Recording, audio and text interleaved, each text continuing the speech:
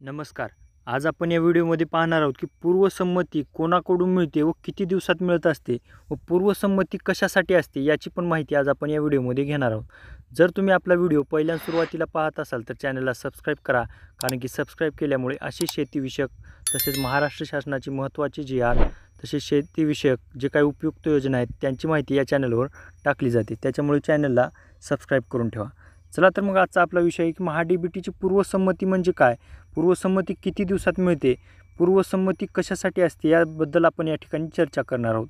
आता बऱ्याच शेतकऱ्यांना निवडीचे SMS आलेले आहेत महा-डी.बी.टीवर, ज्यांनी काय अर्ज केले आहेत. ट्रॅक्टर चालित असतील, मनुष्य चालित असतील किंवा बैलचालित यंत्र असतील, अशा वेगवेगळ्या यंत्रासाठी हे SMS शेतकऱ्यांना आलेले आहेत. डॉक्युमेंट पण अपलोड केलेले आहेत, जे काय टेस्ट रिपोर्ट असेल किंवा कोटेशन असेल. हे डॉक्युमेंट अपलोड केल्यानंतर आता पुढची प्रोसेस असते की पूर्वसंमती. आता बऱ्याच जणांना 10, 15, 20 दिवस झाले परंतु आणखीन पूर्वसंमती आलेली नसते.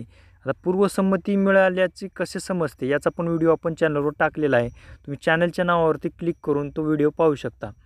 आता पूर्वसंमती याच्यासाठी असते की जर समजा आपण डॉक्युमेंट अपलोड केल्यानंतर आपले जे काही कृषी विभागाचे अधिकारी आहेत, तालुका कृषी अधिकारी, यांच्याकडून परवानगी मिळते की 30 दिवसाच्या आत आपण वस्तू खरेदी करायची असते.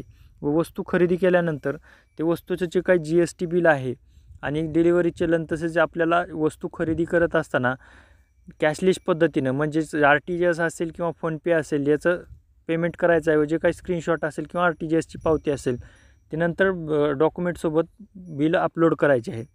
अशा पद्धतीनं हे आपल्याला वस्तू खरेदी करायची आहे. पूर्वसंमती ही मिळाल्यापासून 30 दिवसाच्या आत आपल्याला वेळ दिला असतो की जी काय वस्तू आपली निवड आहे ती वस्तू खरेदी करण्यासाठी, त्याच्यासाठी ही पूर्वसंमती असते. आता पूर्वसंमती मिळण्यासाठी 10, 15, 20 दिवस पण लागू शकतात, कारण की ते जे काय आपले तालुका कृषी अधिकारी आहेत त्यांच्यावर पूर्वसंमतीचं हे अवलंबून असतं. त्याच्यामुळे जर कोणाला पूर्वसंमती लवकर पाहिजे असेल तर आपण आपल्या TAO म्हणजे तालुका ॲग्रिकल्चर ऑफिसरला, जे काय आपले तालुक्याचे कृषी अधिकारी असतील त्यांच्याकडे जाऊन आपला अर्जाचा नंबर किंवा आपल्या अर्जदाराचे नाव सांगून आपण त्या ठिकाणाहून पूर्वसंमती त्यांना देण्याची विनंती करू शकतो. अशा पद्धतीने ही महा-डी.बी.टीची पूर्वसंमती किंवा अर्ज प्रक्रिया ही आहे. आता वस्तू खरेदी केल्यानंतर त्यावर नाव टाकणे किंवा ते फिजिकल व्हेरिफिकेशन, प्रत्यक्षात वस्तू पाहण्यासाठी त्या ठिकाणी कृषी विभागाकडून काही अधिकारी कर्मचारी येत असतात. त्या ठिकाणी पुन्हा नंतर व्हेरिफिकेशन होत असते. आता बऱ्याच शेतकरी परेशान असतात की पूर्वसंमतीच्या अगोदर घेतलेली वस्तू ही अनुदानास पात्र ठरते का, पण ती तशा पद्धतीनं ठरू शकत नाही, कारण की आपण कोणती वस्तू घेतलेली आहे, त्या वस्तूचं कोटेशन कोणतं आहे हे आपल्याला त्या ठिकाणी माहिती नसतं.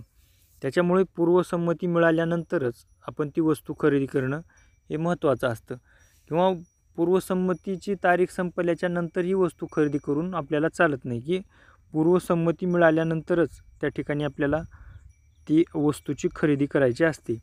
असे बरेच शेतकऱ्यांना प्रश्न असतात की पूर्वसंमती त्यांना अगोदर वस्तू घेतलेली आहे किंवा ट्रॅक्टर घेतलेला आहे, असे वेगवेगळे घटक त्या वेगवेगळ्या शेतकऱ्यांच्या अडचणी असतात. परंतु जे काय अर्ज प्रोसेस आहे, जे काही प्रक्रिया आहे, त्या प्रक्रियेमध्ये आणि जे काही विहित तारीख दिलेली आहे त्या तारखेमध्येच ते काम झालं पाहिजे, अशा महा-डी.बी.टीच्या अटीमध्ये आहे. आणि पेमेंट करत असताना आपल्याला कॅशलेस पद्धतीनंच करायचं आहे, कारण त्याचा प्रूफ आपल्याकडे पाहिजे असतो. जर फोनपेनं केला असेल तर त्या ठिकाणी फोनपेचा UTR नंबर जनरेट होतो, त्याचा स्क्रीनशॉट काढून त्या ट्रान्झॅक्शनचा आपण त्या ठिकाणी वेबसाईटवर अपलोड करतो. व नंतर फिजिकल व्हेरिफिकेशनसाठी जे काय अधिकारी येतात त्यांना पण ते जे काय ओरिजिनल डॉक्युमेंट आहेत, कोटेशन असेल, टेस्ट रिपोर्ट असेल, ते सर्व डॉक्युमेंट त्या ठिकाणी द्यायचे असतात. असे सविस्तर प्रकार. जर आपल्याला काही माहिती नसेल तर आपण तालुका कृषी सहाय्यक जे असतील त्यांना पण विचारल्यानंतर आपल्याला ते पण माहिती सांगू शकतात महा-डी.बी.टीची कशा पद्धतीची आहे. जर तुम्हाला काही अडचण आणखीन असेल तर तुम्ही कमेंटमध्ये त्या ठिकाणी प्रश्न पण विचारू शकता. आणि जे काही तुम्हाला बऱ्याच शेतकऱ्यांना अडचणी असतात त्या ठिकाणी आपण तशा पद्धतीनं व्हिडिओ पण बनवून चॅनलवरती टाकलेले आहेत. जे काही वेगवेगळ्या अडचणी येतात त्यांचे पण व्हिडिओ टाकलेले आहेत, ते पण व्हिडिओ तुम्ही पाहू शकता. आणि जर आपलं WhatsApp चॅनल जॉईन करायचं असेल किंवा WhatsApp ग्रुप जॉईन करायचा असेल तर डिस्क्रिप्शनमध्ये लिंक दिलेली आहे, ते लिंकवर क्लिक करून तुम्ही जेव्हा WhatsApp चॅनल जॉईन करू शकता.